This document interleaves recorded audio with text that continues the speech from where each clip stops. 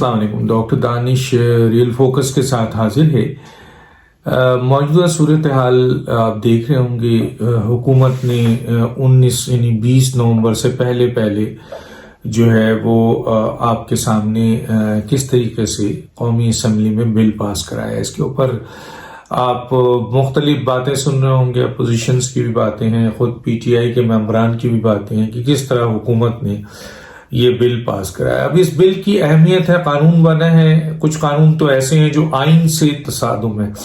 तो वो तो वैसे भी ख़त्म हो जाने हैं। और जो मेजर कानून है इसमें कुलभूषण यादव का भी जो उन्होंने ये मौका दिया है कि वो अपनी ज़मानत के लिए अदालत से रजू करें, जो कि जिसको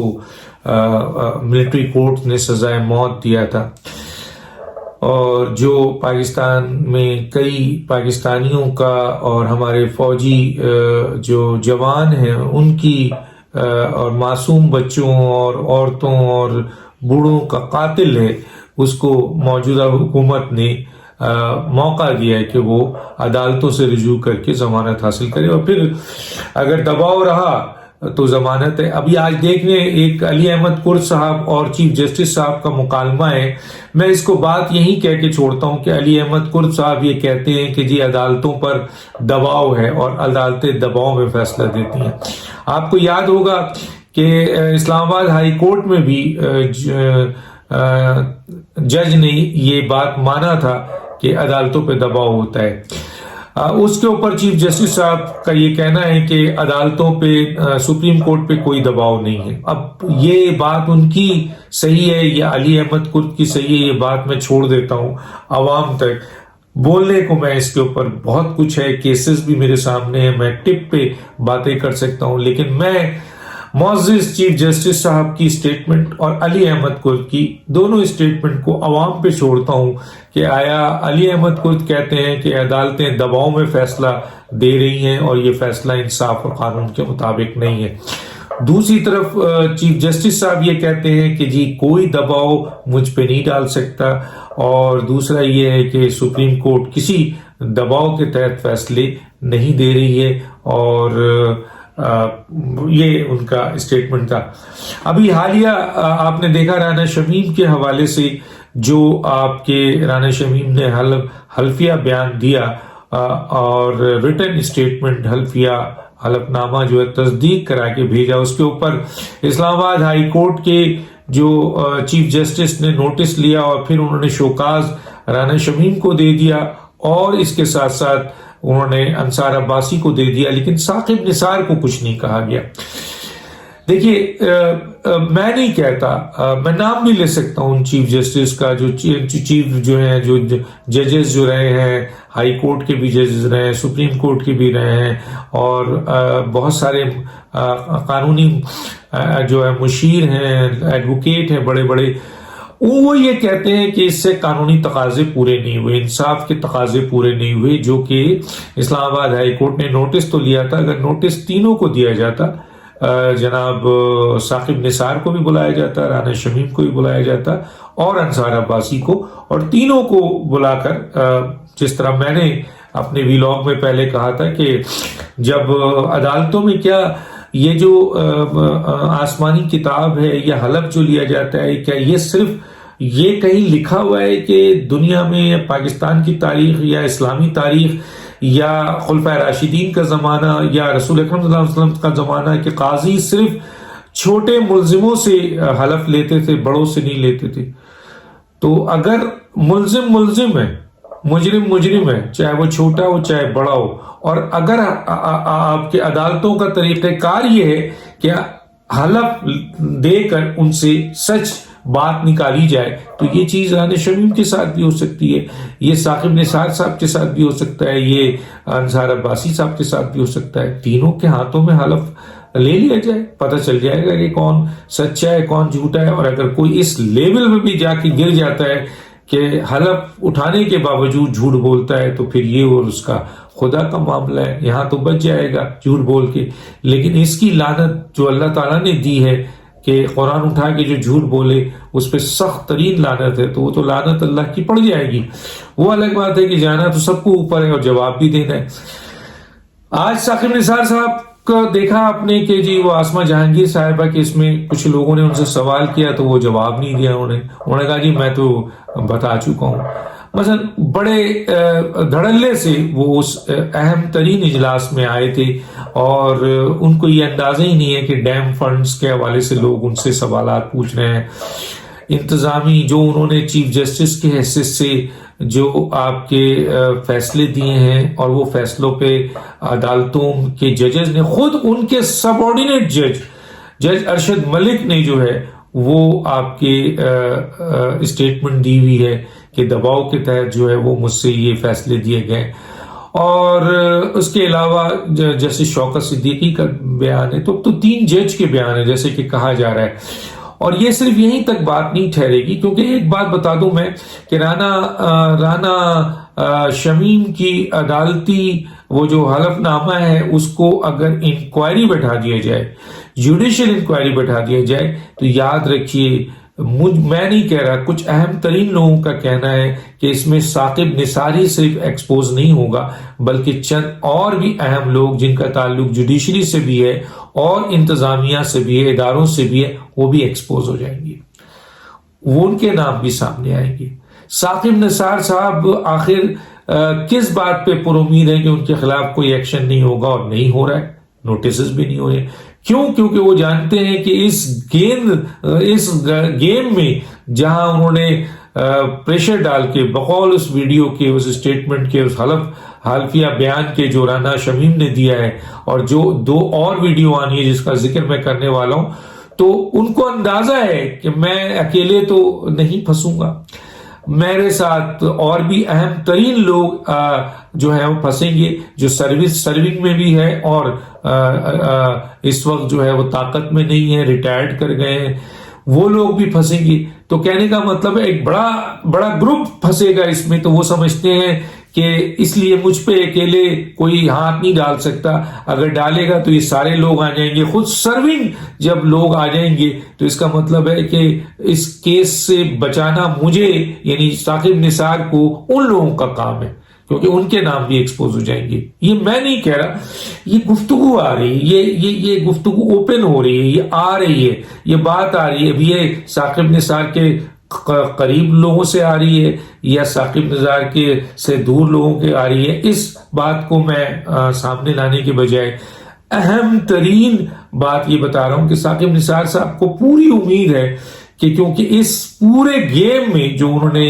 بقول رانا شمیم اور جج ارشد ملک صاحب کے حوالے سے انہوں نے عدلیہ کو داغدار کیا, اس عہدے کو داغدار کیا, انصاف کو داغدار کیا, پاکستان کے قانون کو داغدار کیا, آئین کو داغدار کیا. ان صاحب کو پورا یقین ہے کہ میرے خلاف کارروائی اس لیے نہیں ہو سکتی کہ میں اکیلے نہیں ہوں, میرے ساتھ اور بھی لوگ ہیں اور لوگ میں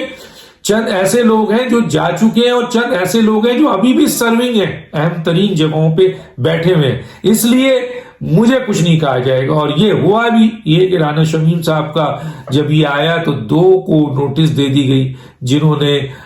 ضمیر کے اوپر فیصلہ کیا. میڈیا نے ایک اہم ترین انفارمیشن جو ریٹن اس کے پاس پروف ہے وہ لے کر سامنے آ گئی, اس نے دے دیا. اس سے زیادہ کیا پروف ہے کہ اس کے پاس حلفیہ بیان ہے اور رانا شمیم خود کہہ رہے ہیں کہ میں آ سکتا ہوں, میں حاضر ہو سکتا ہوں, کوئی بھی عدالت بلائے. تو یہ تو گواہی ہو گئی نا. اب سوال یہ پیدا اور کون سی آپ ثبوت مانگ رہے ہیں. یہ جو حلفیہ بیان ہے اس کو اگر آپ پڑھیں تو اس میں آپ کو کوئی ریٹن ثبوت تو نہیں مل سکتا, اس میں آپ کو گواہی مل سکتی ہے. جو لوگ وہاں پہ موجود تھے ان میں سے ایک آدمی کا ضمیر جاگا, اس نے بتا دیا. اگر ثاقب نثار کی بیگم کا بھی ضمیر جاگ گیا تو وہ بھی بتا سکتی ہیں, ثاقب نثار کا ضمیر جاگ گیا تو وہی بتا سکتے ہیں, اور ثاقب نثار نے جس جج کو یہ کنوے کیا تھا اگر اس کا ضمیر جاگ گیا تو وہ بھی بتا سکتا ہے. تو گواہی آ سکتی ہے. ویڈیو وہ رانا شمیم کو نہیں پتا تھا کہ ثاقب نثار صاحب نے جو ہے وہ ابھی تھوڑی دیر بعد یہاں ان کے ساتھ بیٹھ کر یہ گفتگو کرنی ہے, ورنہ وہ قید کوئی آپ کے ویڈیو ریکارڈنگ کر لیتے, کوئی اس طرح کی چیز وہاں پہ ارینج کر کے رکھتے, ان کو تو نہیں پتا تھا. تو किस किस्म का सबूत चाहिए? सबूत तो गवाही की बुनियाद पे जो ऑलरेडी राना शमीम दे रहे हैं, हल्फिया दे दिया, रिटर्न दे दिया, आने को तैयार है। अब सवाल यह है कि इसकी जस्टिफिकेशन के लिए उन तमाम लोगों को बुलाया जाए जिनके नाम आ रहे हैं, उनको हलफ दिया जाए, एक जुडिशियल इंक्वायरी बना दी जाए जो है वो इन्वेस्टिगेट करे और इन चीजों को मालूमात करे क्या है इसमें कितनी सदाकत है। साकिब निसार साहब कब तक बचते रहेंगे? देखिए, साकिब निसार साहब की एक बहुत अहम 2 वीडियो जो फॉरेंसिक हुई भी लंदन में मौजूद है, जिनके पास मौजूद है वो स्टेटमेंट दे चुके हैं, वो बता चुके हैं, उन्होंने ये भी बता दिया है, बल्कि उनसे रिलेटेड कुछ और पॉलिटिकल लोगों ने भी बता दिया है कि उसमें साकिब निसार का नाम लिया गया है। जब नवाज शरीफ साहब से मिले हैं वो साहब और जज अरशद, तो उन्होंने बताया है कि साकिब निसार साहब ने कहा कि इन्हें सजा दो, कितने साल दो, और कौमी नेशनल इंटरेस्ट का मामला है, कानून का मामला नहीं है, आइन का मामला नहीं है। वो कह रहा है भाई कानूनी और आईनी तौर पर मैं सजा नहीं दे सकता क्योंकि केस ही नहीं बनता है। उन्होंने कहा देना है, देना पड़ेगा, तुम्हें नेशनल इंटरेस्ट पे देना पड़ेगा, जबरदस्ती देना पड़ेगा। तो साकिब निसार के साथ उस वक्त जाहिर है बहुत अहम शख्स उनके साथ खड़े हुए थे, तो जज अरशद मलिक अकेले, और फिर उनकी वीडियो रिलीज कर दी गई मसलन उनको ब्लैकमेल करने के लिए। लेकिन वो 2 वीडियो जो अब किसी वक्त भी ऑन एयर हो सकती है, 24 तारीख को मरीम नवाज साहिबा केस है, और 24 तारीख को मरीम नवाज साहिबा के केस में जजेस ने नैब से बेनिफिशियल ओनर और नवाज शरीफ साहब की ओनरशिप उस फ्लैट्स के हवाले से उसके दस्तावेजात मांगे हैं, जो दस्तावेज उनके पास नहीं है, उसका इकरार कर चुके हैं अपना, इससे पहले जमानत की जब प्रोसीडिंग हुई थी। तो गोया जब कर चुके हैं तो 24 को भी नहीं पेश कर सकेंगे। 24 को नहीं पेश कर सकते वो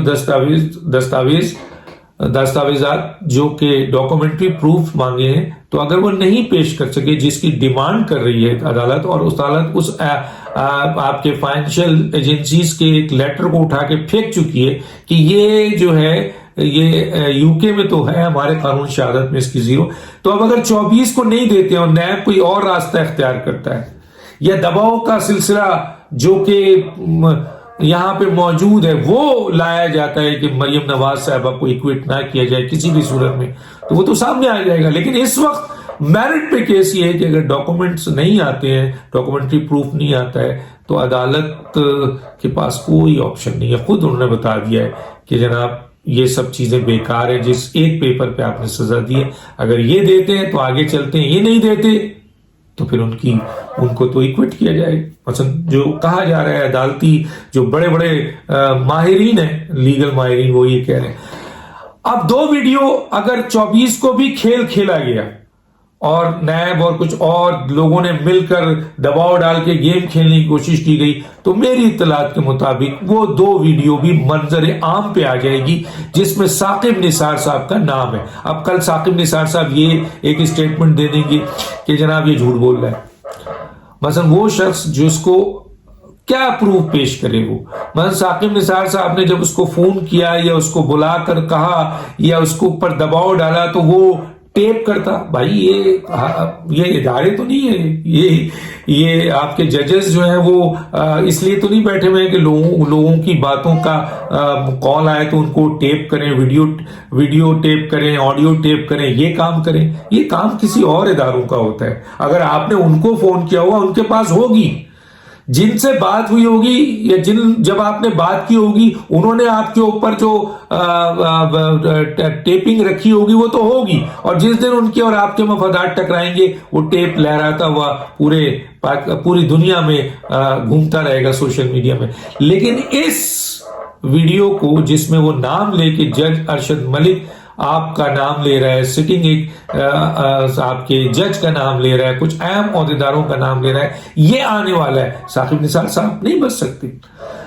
और सुप्रीम कोर्ट की जजमेंट है कोटकना में